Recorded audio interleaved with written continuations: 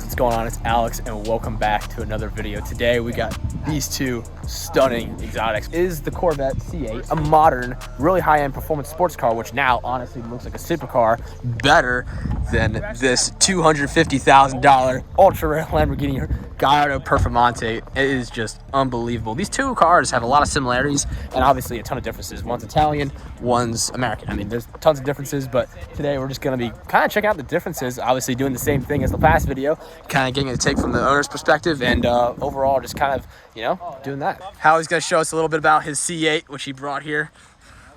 So yeah, this is actually my second C8. I actually own it with my son. Didn't need a second one because the first one was awesome, but the values were so high, it just made sense to sell it and get something else with no miles. But yeah, absolutely love the car. Oh my word, yeah. Amazing, comfortable. Yeah, it's phenomenal. Love the fact we can take the top, I mean, for the price range. Right. Basically for about 60 grand, you can buy a car that performs this way, and they call it a target top, but basically it's convertible. Right. Not quite as smooth convertible line as the actual convertible like on the Lambo. But, right. Yeah, I was gonna say, because like all the C7s and even the previous Corvettes, like aren't they all like target tops, or you can just pull them off and just put them in the trunk?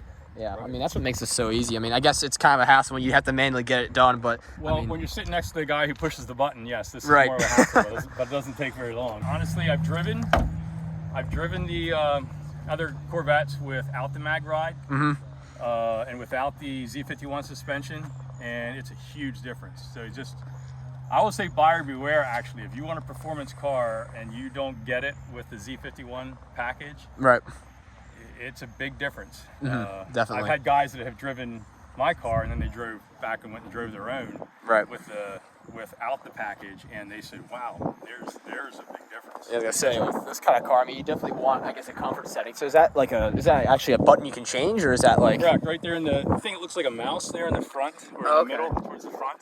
Is it mode? Yeah, oh, I see that right there. Yeah, that's center console. Yeah, I see that. Right, yeah, so that just rotates, you know, click it right, click it left, and you can go from weather mode, my mode, tour mode, sport mode, and track mode, and then there's different modes in the track mode. I think there's 3 different settings in there. That's cool. Mode. Yeah, we'll definitely go over that too once we get on the road with it. We'll definitely go through the different modes and kind of show you how that works. I mean, that's probably the coolest part, because I mean, I've never seen a center console quite like this with all the buttons just literally going up one row. I mean, I've never seen that on a car before. I mean, that's honestly pretty cool looking. I just had a guy in it yesterday at a car show, and he said, you know, in the pictures it doesn't quite look right. Right. But in real life, when you're sitting in the car, it makes sense. And right. I mean, when you're like kind of in the seat, I guess it probably feels like it's just at your accessibility. You can just kind of touch it and move around with it. So.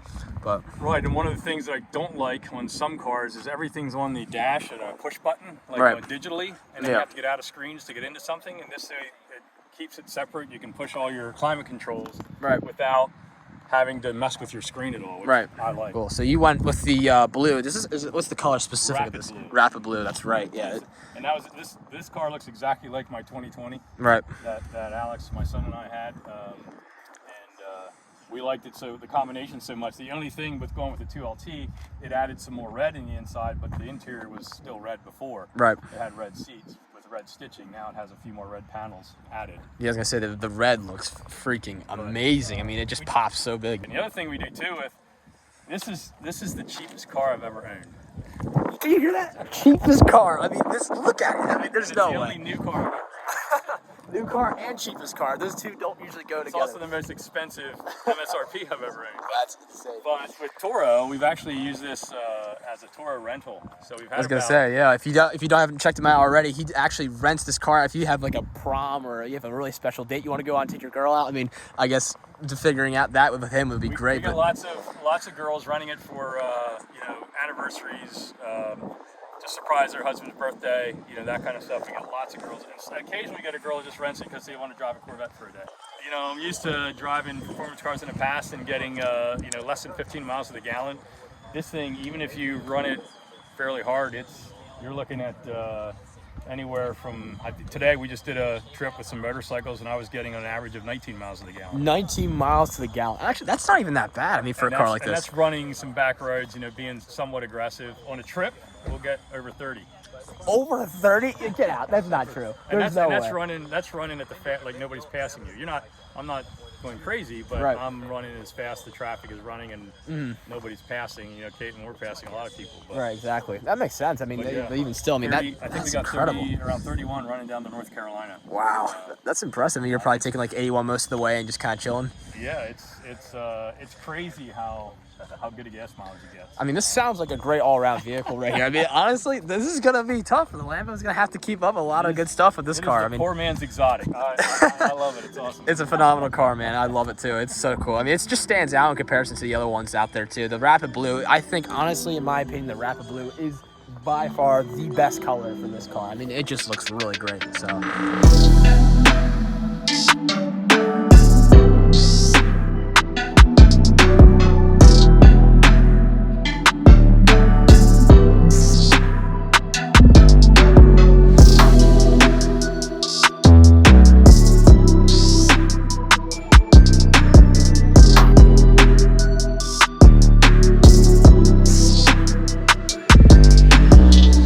LP 574, so roughly 570 horsepower. Of course, mid engine, all-wheel drive, hence the 4, and that's also what LP kind of stands for. Right.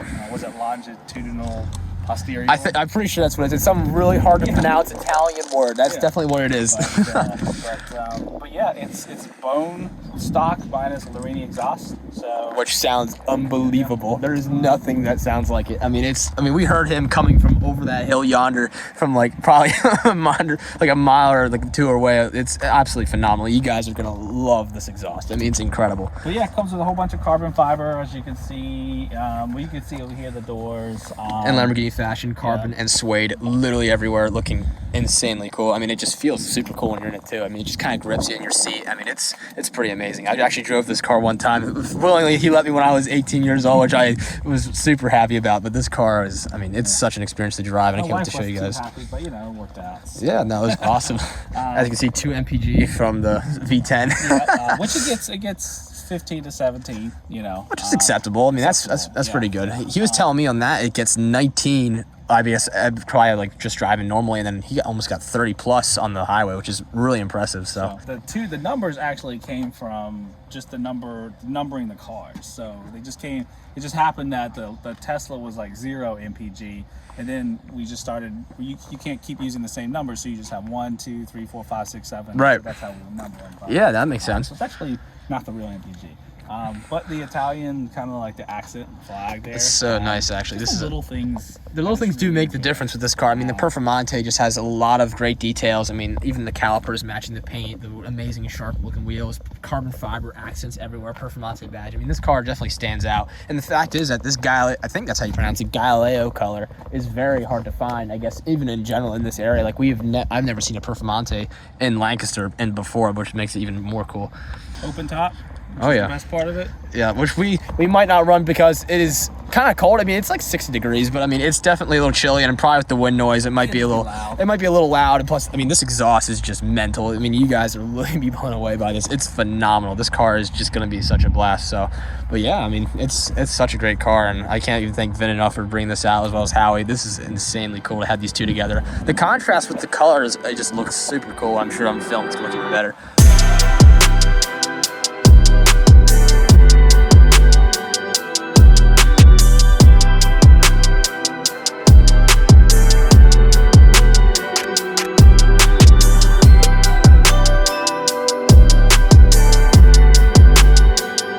So the goal of today is that we don't crash this car. 19 years old, crashing a $250,000 car. We don't want that, all right? And how is definitely putting faith into headline right there. What's that? What a YouTube headline. Oh yeah, really. Dumb young kids driving exotic cars. What could go wrong? All right, guys, we're in the C8 here. So this is the view of the C8 Corvette. We're here with Howie in the 2021 C8 Corvette. We got Alex and Vin over in the Gallardo Performante. We're gonna get our view over here, and Alex is gonna film over there. So we're gonna see what happens. We're gonna kind of get our take on the car, and yeah, it'll be a lot of fun. Wow, this feels crazy already. Oh my goodness. This is unbelievable. We're not even above 2,500. I remember he told me, you gotta keep the car up in RPMs. Yeah.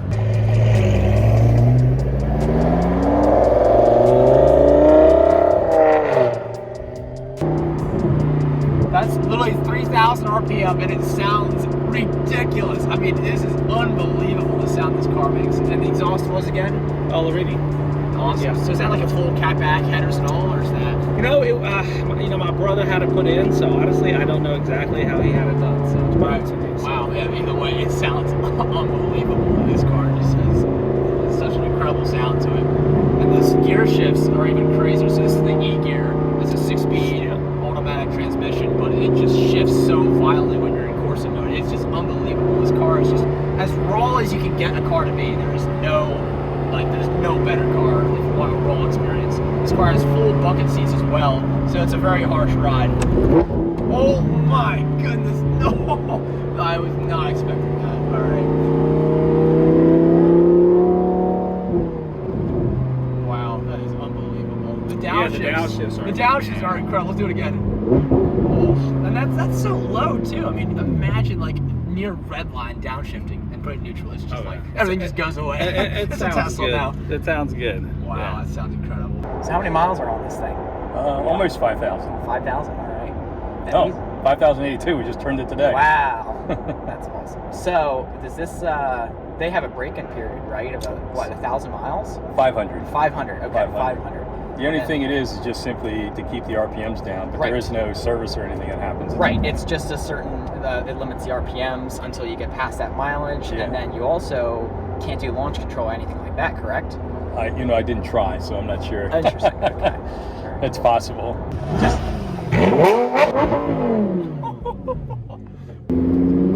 Do a little slight, not even a pull, but oh wow. You can definitely feel the lag in the gear shifts, whereas in the Corvette, there's definitely a dual clutch, much more simplified shift. This is way more like, you definitely get jerked. I mean, I remember last time I drove this, I was really hard to throttle. I mean, it like will buck you. Yeah. You almost feel like you're really hard in the clutch. In Corsa too. Yeah, you're not in Corsa either. Yeah, so we're in sport right now, and it just, I mean, even this feels aggressive. I mean, this is crazy. I think this is probably the closest thing you can get to like the Trofeo, like the Super Trofeo race car. Yeah. Yeah, it's a pretty good, it's track focused, so yeah, it's amazing. Man, one thing I noticed is the shifts are so crisp. I mean, you don't even feel them. Like, I'm sure in that Gallardo with that E-gear transmission, they are feeling every violent shift harsh. But man, in this thing with the dual clutch, you just don't feel a thing. It cruises along perfectly. Yeah, I agree. I thought I'd miss the manual. Sure. And because of the crispness of this and how instant it is, and it does everything you want it to do all the time, it's unbelievable. Absolutely. Well, you can definitely feel the torque steer too. When you get the throttle, the front wheels start to pull more. It definitely, you can feel it. What about the tires? Yeah, these tires they're cold, they're not great. So you really do have to warm these out before they, whereas the P0s that were on it before, I liked a little bit better, but it's, these last longer, I guess. So. Yeah. So these, what tires you say they were again? These are the Michelin PS3s now, but the P0s were on it before, probably. So, Sweet. Yeah. They feel great. I love the center stack here with all these buttons just going all the way down this pillar here. It's quite something. I think I can cruise to California in this car. Absolutely. If you needed to. Have you done long road trips in it? Outer Banks, North Carolina. That was the longest. Well, that's definitely a good drive. Yeah, that was, I don't know what that is, about 7 hours. For roughly. sure. Oh yeah, definitely. But I love to drive too. I mean, some people just enjoy getting in a car and driving, and some people just want to be at the destination. Nope, I'm a driver for sure. Wow, just getting on it just with that little bit, that pulls more than a C6, I'll tell you what. It's the beauty also of having a warranty on your car. That's one thing he doesn't have. Right. Tomorrow or tonight, if this thing goes up in smoke, guess what? Lamborghini's not covering it. This thing, we burn the clutch out or something, or the clutch goes out, and that dual clutch, you better bet Chevy's going to take care of that. That's right. As long as it's not my fault, right? Right. They're like, oh, you. I don't know what you could do. I don't even know what you could do. I really don't think there's much. Everything's rev limited. It won't upshift. if you're trying to downshift. Right, it you know, won't the heart downshift won't beyond do it. beyond its red line for sure. Right. That's one thing that makes it safer in this kind of a car, is putting it on Toro. It's kind of idiot-proof. It is. It really is. Where that car up there, it's a whole learning curve. Just dealing with that E-gear transmission, it's a whole learning curve. Where this is just like get in and go. Yep. But yeah, just the sound of the V10. It's just unbelievable. 562 horsepower. I mean, it's substantial power. Like, you can really feel it. But it's all linear too. Like, there's no turbocharger, no aspiration. I mean, the higher you go up in the red line, you'll feel it more for sure. So, I mean, that's the best part. But I mean, both the cars are the same. Just one has a much, I guess, not much larger 5-liter versus 6.0 or 6.2. But even with a stock exhaust on this car, it produces some really good sound. I mean, I was surprised just there when we were revving it. It's a lot louder than I was expecting it to be. It's 90% of what I want, and the 10% that I don't want isn't worth to me spending the whatever $3 to $5 grand to put an exhaust in. Easily $3,000 to $5,000 on that. I mean, look at the taillights on that Lamborghini. There's like lines and it's flashing. That is very interesting. They should have made them sequential. They should have, honestly. Because it's set up, it looks like it's designed for it. That paddle pull is so cool. Just I to know. pull in, release the, I mean, I can, while we're going, pull both paddles in, release the clutches, rev it, and right back into gear. Which is amazing.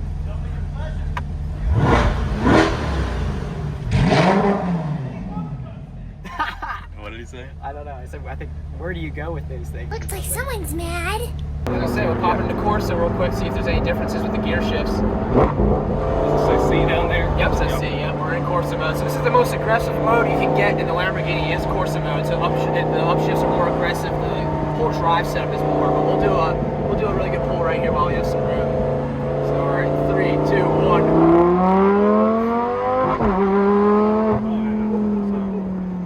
Wow, that's unbelievable.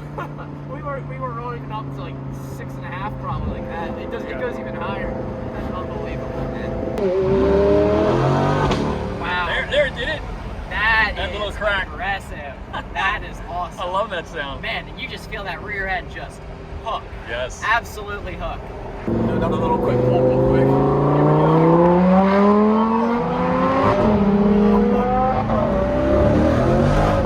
Wow.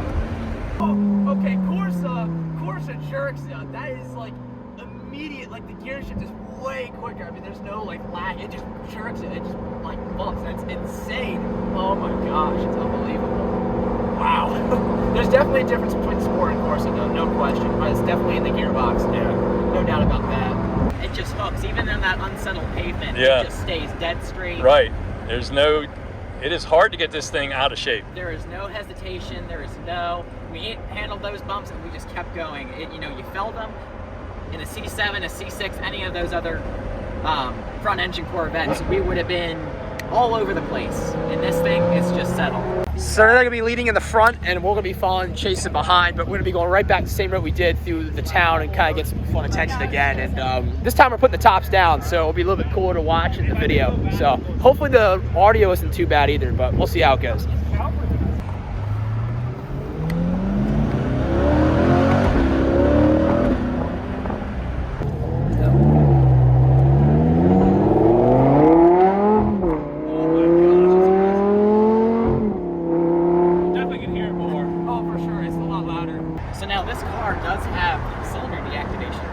Yep. That's why it gets 30 plus miles per gallon. Exactly.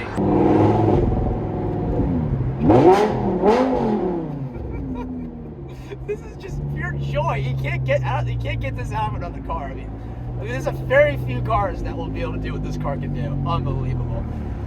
It definitely knows when to be aggressive and when it doesn't. It doesn't just jerk you right into gear when you're kind of not giving it much throttle. But when you're giving it all, it's fast and it's aggressive and it does go.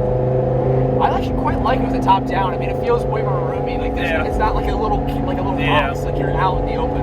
But we've had the windows down. It's just that it's frigid. Honestly, this car feels really secure. I mean, the bolsters are really nice. I mean, you're basically kept in nice and tucked in, not really moving around too much. The suede holds you in place, and overall, it feels really nice. But the pedals feel good as well.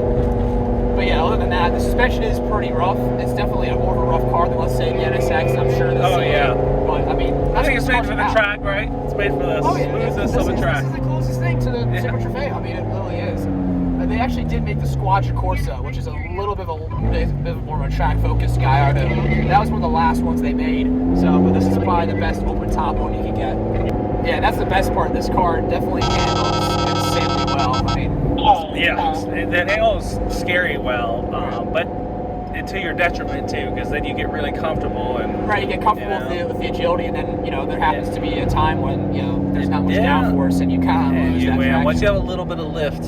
Yeah, and then things get into trouble. Yeah. But I mean, I remember last time we were ripping around with those back roads, and it was, I mean, this thing was planted. The steering was ultra responsive. I mean, this car can take some seriously good turns, so we'll definitely get a feel. So here are the fun twisty roads. It looks like we got a truck ahead of us, so a bit of a buzzkill, but hopefully we can slow down some turns in. Pop in this second. We'll get a little bit of speed out this turn. Space, yeah. As long as you keep the nose down.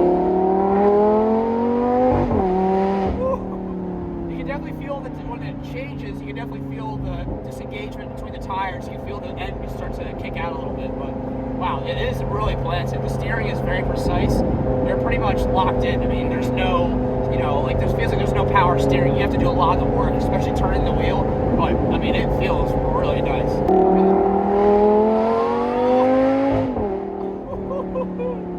Oh my God. So what's your impression of the square steering wheel? Is that it doesn't faze me because I'm always here with the paddles anyway. Okay. I'm not, up here for any reason, but it's definitely different. It's cool though. I like it. And the digital gauge cluster is just something that I think every modern car should have. I mean, it's just so beautiful and so quick and smooth. The road presence, the experience, oh my gosh, yeah. I mean, the way they make the car is just so in tune with experience. That is the #1 selling point of this car. Like, you drive this car, you get every eye to look at you. You feel like you're driving really like an adrenaline rush. You feel like you're on a roller coaster all the time. That's the best part. But you see, like in this, now we aren't on it right now, but this thing literally is quiet.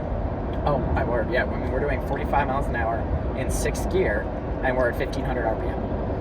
And you have no road noise, you have no engine noise. You hear a little bit of mechanical whirring. That's about it. You wouldn't even know you had an engine behind you. So I love that it can do that. I just wish it was a little more nasty when you stuck it on track mode. Yep, when you stick your foot in it. Yeah. And that's something that's very important. That's the 10%. That's the 10% that I said I wish. I mean, it's almost good enough, but not quite. Yes, but it's only about 10% short. I completely agree. And that's one of the things that is very important to me with a car and having an exhaust. I want to be able to drive it. I don't want drone. I want it to be quiet when I want it to be, and I want it to be loud when I want it to be. It's got to be usable on a daily basis, and that's something people with cars in the car community just don't understand sometimes with their cars. Well, and then the EV thing coming up. I'm like, you're gonna lose all that soul to the car that I like squeezing all up. That soul.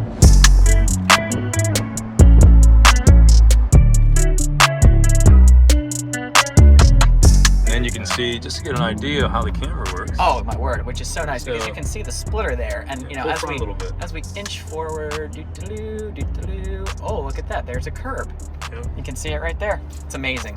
The technology today is fantastic. So probably even more wild thing is that we're drag racing them now.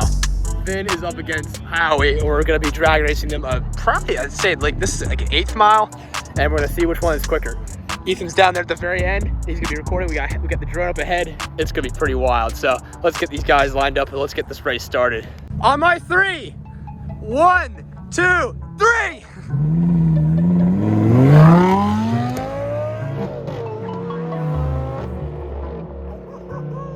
I think the C8 took that one. Let's go.